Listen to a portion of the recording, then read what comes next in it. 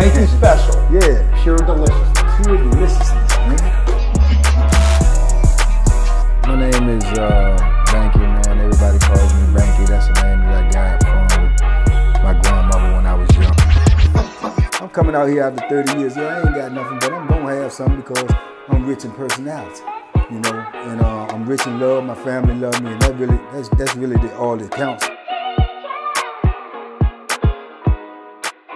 Say he pull up on him was like, nah, man, you misrepresent my homie, man. You know, that ain't what happened, man. He was like, yeah, man, he sent the dude Trent at me, man, and Trent came down there with the bully stuff, man, and was trying to like rob me and everything and just run me out the block because, you know, Bank had the store box until I moved in there. Then my store box was bigger than his, so he was, and Jared was like, where you get that from? Well, I mean, what gave you that, you know what I'm saying, that impression? He said, that ain't the way I remember it, man. You know what I'm saying? The way I remember it was, you know, you said something about the phone. You turned into a bully about the phone, and then you found out Trent was a bigger bully. And that's what the whole situation was about. And Bank ain't had nothing to do with it. You know what I'm saying? So he was like, man, I'm telling you, Bank did it, man. Bank sent that dude at me, sent him. You know what I'm saying? And this is crazy. This is asinine. Number one, I don't send nobody to do nothing. That's number one. Number two, if I had a problem with you, you gonna see me, not nobody else. You know, and you better hope it ain't the last thing you see. That's number two. And number three, what I look like doing something, I don't care what you got, man. I wouldn't care if I had a store box and you had the whole Walmart in your cell. It would not matter to me. Because what you eat ain't gonna make me poop. You understand me? I don't care what the next man is doing. I ain't never been that type of dude. I ain't never been no jealous dude. I ain't never been no dude to just worry about what somebody else doing. It don't have anything to do with me. Nothing. If I see somebody that's doing good or they successful or anything, if anything, that motivates me. You know what I'm saying? That make me elevate myself. I don't care nothing about what nobody else doing, and I won't run in no store box to be in no competition. I was running the store box to survive, to maintain in the prison, and to save in the budget. I won't run in no store box to be in no competition to see who got the big man. These dudes and the crazy part about it is, you never know that they thinking that. You never know that that's what's on their mind. I never knew that. You know, I do now in retrospect after talking to Jared. Remember after he got moved out of the block, seeing him in the visiting room or passing him on the boulevard and him, you know, like looking at me and just turning his head or putting his head down or something. Like, you know, he was irritated with me. But my thought process was that he was embarrassed to face me knowing that I seen what actually happened, you know, which, you know, really to me just exposed him for what I saw in him anyway. I've been there, seen that in him, but I got a little better insight on men than most dudes, I think anyway. But I thought it was just embarrassment, but little do I know, here it is, this dude going around giving me the blame for his shortcomings, for his lack of aggression or pump faking, acting like he was a gangster, and then he ran into a real gangster. You know what I'm saying? So this is what actually did happen in the situation. Okay, this dude moved into the block. He was new dude, moved in the block. They call him King, right? He from New York. Now, you know, this may be stereotypical, but in my experience, the New York dudes that I ran into in prison or anywhere else, but I ain't been nowhere but prison, but mostly prison, they just always had this aura that they was better than everybody else. They was superior. They was, you know, this King Kong, you know, of everything. And they always seem to have a particular dislike for DC cats. You know, that's my feeling. That's my, you know, interpretation. It always felt like that to me. So he moved in the block, and he did come in there with a big store box and a whole lot of stuff because, you know, he was a drug man. He get the little drugs, you know. And when you get drugs, just like on the street, if you get drugs in prison, people tend to look at you a little different. You know what I'm saying? People tend to give you a little bit of respect, give you a little bit of, a little bit probably more than you deserve because of the simple fact that you get drugs, and mostly because they want drugs and they want to be cool with you because they want to get a break, they want to get a cut. You know what I'm saying? You know how the game goes. That's the way I always perceived it. But a lot of times that'll be misplaced. Just because you get drugs does not make you a gangster. Just because you get drugs does not make you a head buster. Just because you get drugs does not make you a thorough or real dude. It don't equate. It's just a fact that you got a plug that you can get drugs. Period. That's the way I look at it. And I never perceived him as a gangster, but people did because of, his occupation or what he did in prison. So he moved in there with that, and he had that little aura about him where dudes thinking he a gangster. He wasn't no big old muscle dude or nothing like that, but he had a little size on him. And to me, more fat than anything, but he was sturdy, you know what I'm saying?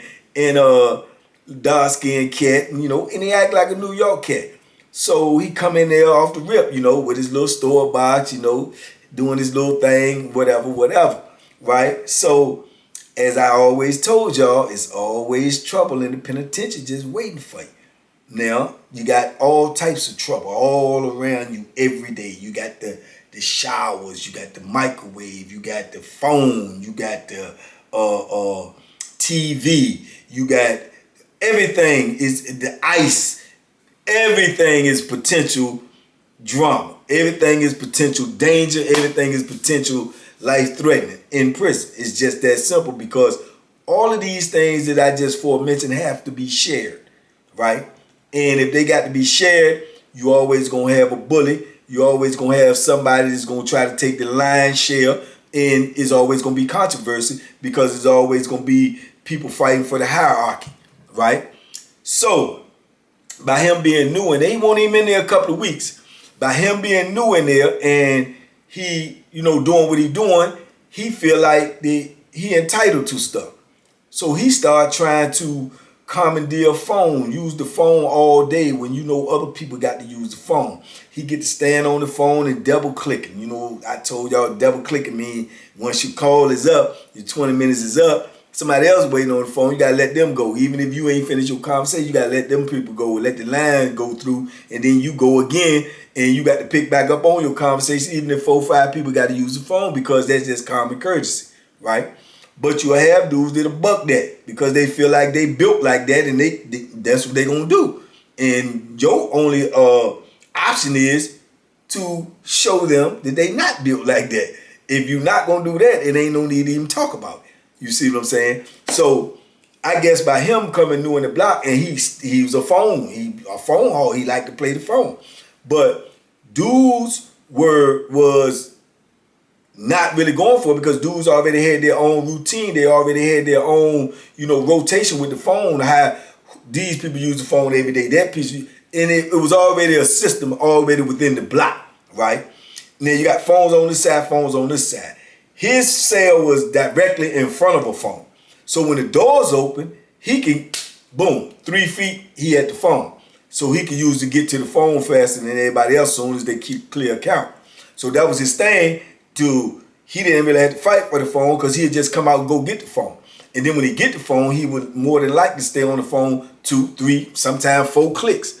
And dudes won't really saying that because he was acting like he was built like that, and then, he living like he built like that. So, the average scared dude was gonna be like, oh, okay, well, I'll wait now, and woo. Now, phone won't on my side. I use the phones over here. Had I used the phone over there, I would have been put a stop to it. You know what I'm saying? But I wasn't. So, like I say, don't concern myself with things that don't bother me. Don't affect me, I ain't gonna say nothing. It affect me, I'm gonna say something. Period. It didn't affect me. Never said nothing. I ain't care. So, dudes got a little irritated with the situation. So dudes started, speaking on it, saying something about, man, look, man, you come out every day, man, you get to the phone, man, I got to use the phone too sometime when it first come out, man. That's usually when I make my call, woo, woo, woo, blah, blah, blah.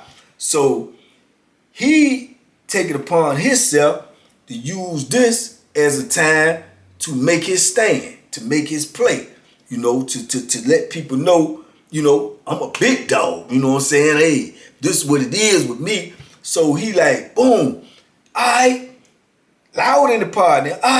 Look, let me tell y'all something. Period. I'ma use this phone when I want to use this phone. Period. Ain't nobody gonna tell me if I get out here and I get to the phone, I'm using the phone. And I'm gonna double click. And I'm gonna make my calls when I gotta make my calls. Simple as that. Anybody got a problem with it, you can see me. Cause I ain't gonna talk about it. I'm gonna use that phone, man. Period. You know what I'm saying? So, dude, like, man, what's all, negotiating with him when that was a no-no right there, because I'm standing on the top tier looking at him. You know what I'm saying? To me, it was comical. You know what I'm saying? Because I'm looking at him and saying to myself, you ain't even built like that. But the dude that was actually talking to him was built less than that, so he could get away with it. So that's why he really made that play. But while he was making that play, little did he know, like say you screaming, you saying it to the whole block. So other dudes gonna feel a certain type of way about that as well. Because they like who is you? You know what I'm saying? Boom, boom, boom. So you had a dude that slept next to me. Me and Jerry sleep here. Right next to me, my homeboy Double R. Shout out Double R too, man.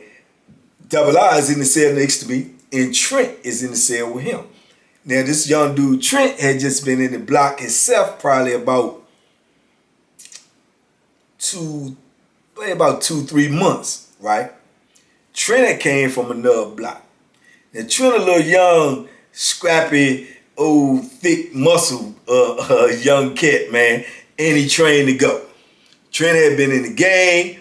He got out the gang. He had to fight. He rumbled to all of them. Did what he had to do to get out the gang because he wanted to walk alone. He wanted to be his own man, and I respected that. He was a good dude at heart, but Trent was a bully. Trent was a real gorilla. You know what I'm saying? And in the penitentiary, we say gorilla, not meaning like y'all say the monkey gorilla. We mean gorilla. He gorilla than the average dude. Yeah, y'all just learned something, didn't you? Yeah, he was a gorilla.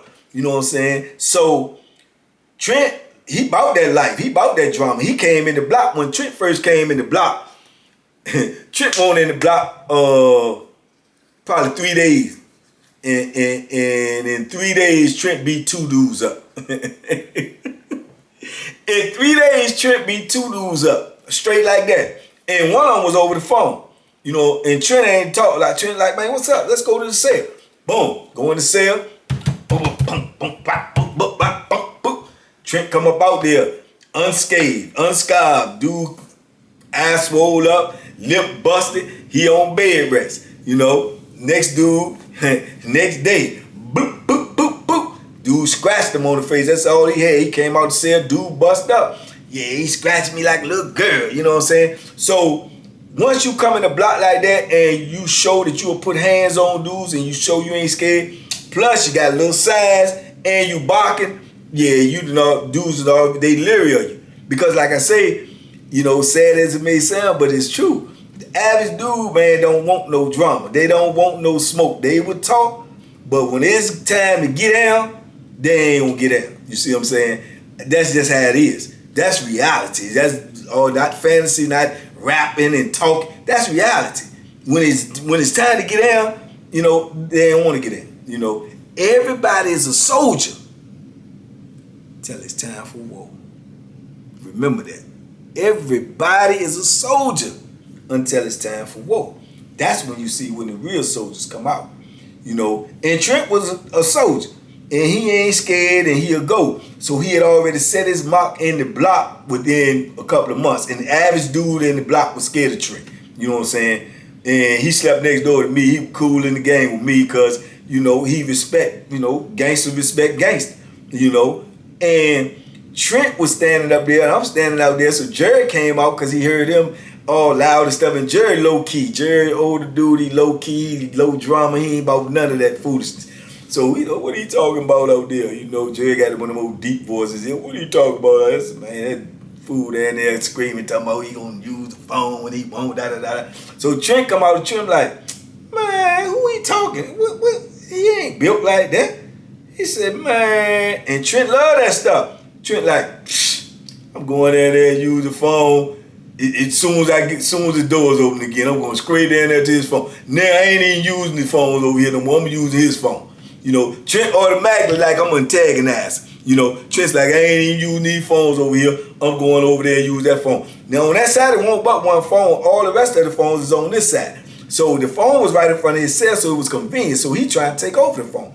Trent like, now I'm going over there and use that phone all the time. I'm going to see what he say. Let him say that to me, right? So that's what Trent started doing, right? And it won't even a day for a pop-off. He out there, Trent on the phone, and Trent stay on the phone and stay on the phone and just keep calling people back. So he out there, you can see him, he pacing, he walking around, he looking, and he just keep on looking at the phone and keep checking his watch, and he reaching all in his pants pocket and like acting like real anxious, and you can see that he, got something on his mind. And sure enough, man, he turned around, man, when Trent hang up and Trent get the dial again, he said, hey, man, don't you know somebody else trying to use the phone too? So Trent say, who you talking to? He said, man, I'm talking to you. You been on the phone. He said, I don't care how long I've been on. You want to do something about it? He told me, some man, I'm like, whatever. I mean, what's up? Trent said, let's go to your cell. Your cell right here. Let's go to your cell. Yeah, we ain't got to talk. Let's go to your cell. Yeah, Trent like, let's go to your cell. We ain't even got to talk. Let's go to your cell. So he like, man, no, I'm saying you ain't saying nothing. So Trent said, let's go. Get your dog. You know what I'm saying? He said, man, you better go ahead, young. You better go with Trent like, man, F you. You a B. You know what I'm saying? You a B. You know what I'm saying? So now his reputation and pride is on the line because of everybody looking, everybody heard. So Trent calling him out like, man, you don't run no phone. Matter of fact, you ain't using this phone no more. He tell Trent, he said, yeah, okay, watch me. Trent said, yeah, you get on the phone, I'm popping off on you. Straight like that, man. He gonna take off on you. You get on the phone, I'm popping off on you. There you go. Pick it up. Pick it up. I'm pop off on you. He like, okay, I see what it is. I'm telling you what it is. I'm telling you, let's go to your cell. I'm gonna whoop your, you know what I'm saying? I'm gonna whoop your butt. You know what I'm saying? He like, nah, don't worry about it. Don't worry, it's all good. It's good, gangster, it's good. He tried to play the old boy named Frank Lucas role. Okay, my man. My man. Trent like, man, you a B. You know what I'm saying? He said, man, y'all let this chump come up in here acting like he running something, man. He don't run nothing, man. This he a broad. You know what I'm saying? He a broad, man. He ain't nothing. Well, he say, okay, all right, okay, it's okay, it's all good. Boom, boom. Trent come on up the stairs, going in the room. Him and Double R in there laughing, joking. Double R, a funny dude too. They make that wine. Double R make that wine. That's his whole hustle. He make it to sell it and he make enough on the drink. That's his hustle. So him and Trent be in there getting blazed and drinking, and they just be having a good old time. They click real good. So man, they up there laughing and joking. Telling, man, I told you that dude was P-U-S-S-Y, man. He ain't nothing, man. He ain't faking. Woo, woo, woo. Boom. Then old boy King, he take it upon himself. He want to be slick. He New York. Outthinking. He think he outthinking everybody. He go holler at a dude in the block. Did he know when the dude get back from work? Tell the dude he need one of them Bethlehems, right? So the dude say, what's up? So he said, nah, dude's been robbing sales and stuff. I got the big store down there, man. And I just want to let it be known in case somebody come in there and try to go in my cell. Wow. So the dude was cool with him. The dude knew him from another block. So dude give him the jump, right? He said, boom, all right, boom. He give him the jump. He take the jump, go downstairs, go in the cell, woo, get it right or whatever. Put the joint in his pants. He come out there walking around, acting like he tough, woo. All right. Word get back to Trent that somebody said they seen him cop a jump, right? Now, Trent paranoid, thinking he got a jump for him. Trent, being the gangster that he is, he gonna address the issue head on. So Trent like, boom. Then they tell him, we think he got the jump from old boy. Now, old boy and Trent is homeboys. right? So Trent go pull up on his homeboy first. Say, yo, you gave that Bama King a jump? He was like, yeah. He said, dudes, you know what I'm saying? Be, rock breaking in the cell and everything. I know him from the other block. He just be running. He alright. You know what I'm saying? By the time dude get to him, he know him from another block because King always get him weed, you know what I'm saying, on the house. So that's why he was doing it for him. But now, Trent tell him, no, I screened on that Bama earlier, he trying to get the jump like he can get the jump for me. So now dude mad because he's like, oh, no, I would never give him a jump for you. No, we can go down there, straighten that there, I can get that back, right? So now both of them, they go down to the cell. So dude pull up on him who gave him the jump, say, look, man, let me get that jump back, man. He said, what's up? He said, nah, I ain't know you was arguing with my homeboy. That's my little homeboy, man. We from the same neighborhood, man. I can't give you no Joan for him. He said, nah, Joan ain't for him. Joan, you know what I'm saying, for the store by Joan. He said, nah, I got to get that back. So Trent standing about 10 feet away just looking at him. He said, yeah, give it back to him. Give it back to him, right? So he told him, man, you ain't got nothing to do with this. He said, man, okay, all right. So dude said, man, let me get that. So boom, he said, boom. He passed him the jump back. When he passed him that jump back, he bag up. Trent walked straight over to his cell and say, let's go in the cell. Let's go in the cell. So he told me, I ain't trying to get into that. Trent say, I know you ain't, but you going to because you a PUSSY. I'm going to teach you today. Yeah, he hollered, get away from my cell. Get away from my cell. Trent say, Negro, I'm going in your cell. And Trent walked in his cell. Right, and go to the back of the cell and turn around and tell him come in. So he go to the door and the whole pod watching. I'm standing on the till watching like a movie. So Trent is in the man's cell. He goes to the door. He like, man, come out my cell, man. Come on up on my cell. Trent say, come in your cell. This your cell. Come in here and get me out. He tell me, man, get out my cell, man. Get out my cell. Making all this noise, really trying to draw the police attention. But Trent says, why you making all the noise? Just come on up in here. He said, man, come up out my cell, man. So the dude that both of them know in common said, man, just go in there and fight the man. What, you scared? Go in there, man, in your cell. He tell me, man, all right, hold the door there, So you see him, he ball his fists up and he goes up in there. And I'm telling you, man, you can't make this up, man. This type of stuff be going on in prison. You know what I'm saying? It was super comical to me. He go in there and you hear a little, skip. And, dudes been in prison, they know what that is. It was some feet tussling and everything. And you see him, like, this the cell, and you see him go in the cell where you can't see him no more, right? So then you'll see him, he back out the cell like this. And punches is coming at him, bang, bang, bang. And he bag up out of there. And he out the cell now. And he gets himself together, try to go back in there, and next thing you know, boom, boom, boom, punches coming at his face again. He back up out the cell. Now he's scared to go in there. He said, man, come up out my cell. Trent said, come on back up in here. Come on in. I ain't leaving out till you come out. He told, man, I ain't coming back in. Just get out my cell, man. So Trent said, okay, you ain't coming back in? I'm going to start going through your stuff. I'm going to start throwing your food, your property, TV, everything out in the block. He told, man, don't touch my stuff, man. Don't touch my stuff. So then he bum rushed back up in there like he gonna go up in there. So he go up in there, and next thing you know, when he go up in there, that's all you hear is tussling. Bam, boom, bam, boom, boom, bam, boom, boom. They tussling. Man. Look, man, you saw this. I'm trying to give y'all the best way to try to explain this to y'all, man, because I'm trying to give y'all a visual, right? Like, this is the cell door, right? We can't see none of this. This is the part we can see from the block. You see his head stick out the door like this, and his hands is holding on to the side, trying to pull himself out, and his shirt is being pulled back because Trent got his shirt and trying to pull him back in the cell. He trying to pull himself out the cell, and then you see a little big jerk, and he just jerked back up in the cell. And Trent in there beating the bricks off of him. And he grabbed the door again, somehow get back to the door, trying to get out, and the shirt is holding, and then you can see he bleeding. And then all of a sudden, he just come up out the shirt, and he come up out that joke.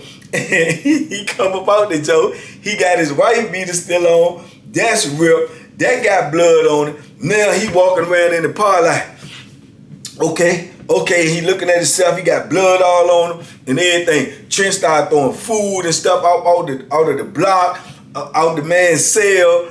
Man, the dude is just totally humiliated, and he ain't gonna never have no respect in the pod no more.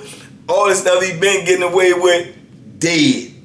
All the weed the dudes owe the money for, dead. That's how it go in prison. Once you exposed, you can forget about all that collecting or people respecting you. It's a wrap. And then what he did after that made the situation 10 times worse. 10 times worse. He saw what Trent was doing. He couldn't stop him. Didn't have the heart to go protect his own property. So after seeing the stuff come tossing out, you can see him walking around frustrated. He don't know what to do. He's scared. He goes straight to the booth. Tap on the booth. The people in the block, mind you, pause for a minute, just so y'all can understand. All of this that I just told y'all going on, everybody in the block watching. Police in the booth don't even know nothing. Nothing. That's how important your life is in prison. That's what I mean when I tell you got to protect yourself.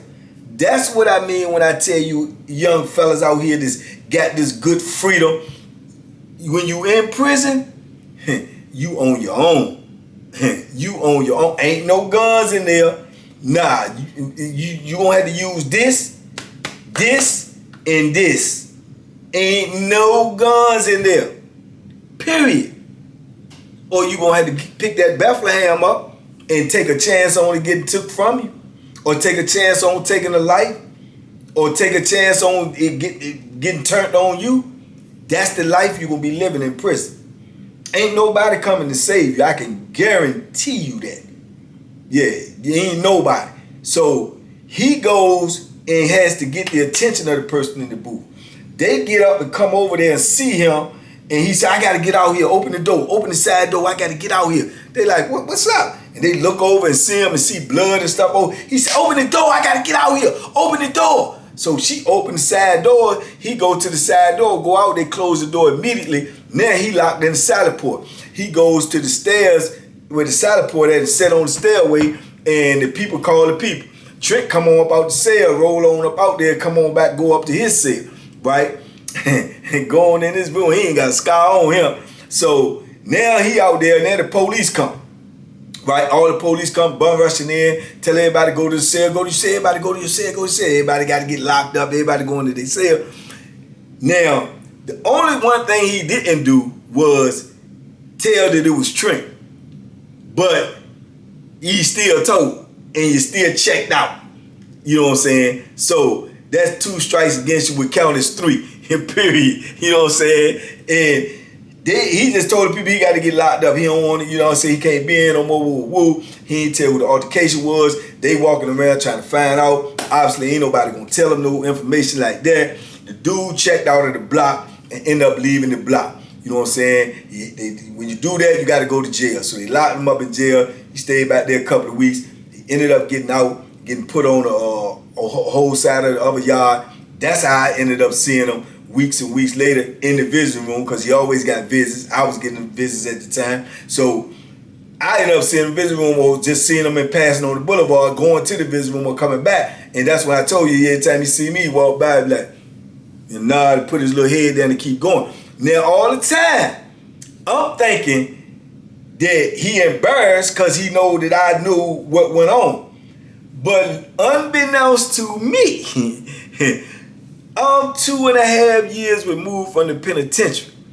This dude is in the penitentiary giving me the blame for what happened to him, because according to him, I sick Trent on him because I was threatened that he had a bigger stove box than me. Now you let that murder. Now where they do that at? You know what I'm saying? Where do they do that at? And I still would not have known had Jerry not called me and told me that on the phone conversation. I almost was compared to tell Jerry, go tell him come to the phone. Put him on the phone. You know what I'm saying? That I wanted to just lay into him. Man, where you get that from? You know, and man, it's just asinine, the things that people will come up in their mind or the excuses that they'll make for their own shortcomings or their lack of heart. You know what I'm saying? They're going to put it on somebody else. I sent somebody at you. Who you think I am, man? And why would you think I would have to send somebody at you without me coming myself? Ain't nobody I can send it. Nobody going to do worse than what I'm going to do. And so you really got me messed up. But yeah, man, that just, you know, boggled my mind, man. I say, what? Jerry said, yeah, I straightened him, though. You know I straightened him. He said, I ain't telling everybody the whole thing, but he don't want me to tell it neither, you know. But he know what to do. He was sitting there telling the whole group of people, yeah, Banky, man, yeah, he said the old young boy Trent at me, man, cause I had a big stove box. Man, cut it out, man. Cut it out, man. It wasn't me. Shaggy, baby, it wasn't me. I wouldn't care if you had Walmart, any other big conglomerate. I wouldn't care. It don't feed me. It don't feed me, brother. Do what you do. Enjoy yourself, because you is going to be responsible for whatever you do, and I'm going to be responsible for whatever I do. I don't care what the next man do. Never have, never will. It don't affect me one iota. But, like I say, you'll get the blame for something. You'll be in situations that you shouldn't be in. Your name will be brought up in stuff that it shouldn't be in. All because of reputation. All because of, you know, the way people perceive you. All because of sometimes people just don't like you. Sometimes it's the hate that they want to give you. You know, they want to get rid of you. They don't want you around them. So they do stuff like that. That ain't never been my MO. You know, never been my MO. I handle all of my business personal myself. Because who do I trust? Myself. Period. You know what I'm saying? And that's how you got to be in prison. Or that's the way I felt like I had to be, and that's the way I was. But it was just amazing, man, to see that, man, that, yeah, he gave me the blame for something. I'm 2 years out of prison, 2.5 years out of prison, thank God. And they still talking about me in prison, man, and blaming me for stuff that I ain't had nothing to do with. God knows what else they saying about me in there. Now I'm gone, so I can't defend myself. But luckily, I got soldiers in there that know me, that love me, and gonna hold my name up the way it's supposed to be held up. Because I'm gonna tell you something, they will lie on you, man, so bad, man. They will tell a lie that's so worse than the truth that it don't even make sense, man. But that's what they do, you know, when you can't confront them. When you can't, you know, you probably got some cats in there probably tell me they done knock me out, they done beat me up, and man, they would never in gazillion years say to my face. And if I confronted them, they would swear up and down to the dude that they actually told that I ain't say that, and we'll fight him. And knowing that he said it to him. But that's just what they do. That's how they act, man. That's how they curve, man. But yeah, I just wanted to give y'all this, man, because to me it's still comical. You know, I'm glad that I can laugh at it now. I'm also happy and thankful that I'm removed from that now. But I wish the same for my brothers that's still in there, good brothers like Jerry, man, and good brothers, man, all up in there, man. Wally, man, and Alan Shaw, man, my dude Peanut, man. All my brothers in there, man. All my brothers, man, I wish they get their freedom, man. Even old coffee drinking Keith, man. I swear when Keith get out, I'm going to bring y'all Keith, man. Y'all will get pure entertainment off of Keith, I'm trying to tell you. Must see TV, you know, but man, hopefully, man, y'all enjoyed this video. Hopefully, y'all got something out of it. And like I say, man, it's a blessing in every lesson, man. And the blessing is, man, that I'm removed from all of that chaotic, crazy, violent, vicious life that I had to live for so long, man. And I don't wish that on nobody. And I hope y'all share these videos, man, on any platform that you may have. Share these videos, man, so some young dude can see this and understand how serious very serious prison will be when you get in there, and how difficult it's gonna be to get out of there. You know, and that might change their mindset, man. And that's our whole goal. That's our whole purpose. We're on the road to 100K. I can't do it without y'all, man. So let's get it going, man. Tell a friend to tell a friend, if you my friend, to come join this movement and get with this program that we got going on over here, man. We trying to do some good over here, some positive things. We trying to enlighten some people. We trying to keep them out of prison, man. We trying to keep them up out of that dungeon. Ain't no place for a human being. Yeah, I feel that way. It ain't no place for a human being, man. With that being said, I hope this video was good for y'all, man. This is a comeback video, man. I told y'all, man, even strip throat, man, it was just a minor setback for a major comeback, man. I'm getting my strength back. I'll be back to normal soon. I'll be back at y'all soon. Y'all stay tuned. I'm going to try to get with this membership Zoom real soon, too, and do another one of those so I can see some of y'all faces. Since y'all see my ugly mug all the time, I want to see some of y'all as well.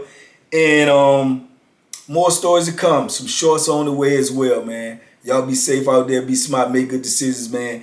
And duck them hooks. Boom! Got a little bit left. A little bit in the tank.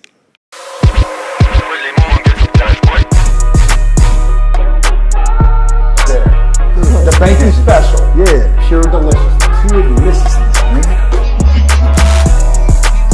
My name is Banky, man. Everybody calls me Banky. That's the name that I got from my grandmother when I was young. I'm coming out here after 30 years. Yeah, I ain't got nothing, but I'm gonna have something because I'm rich in personality, you know, and I'm rich in love. My family love me, and that's really all that counts.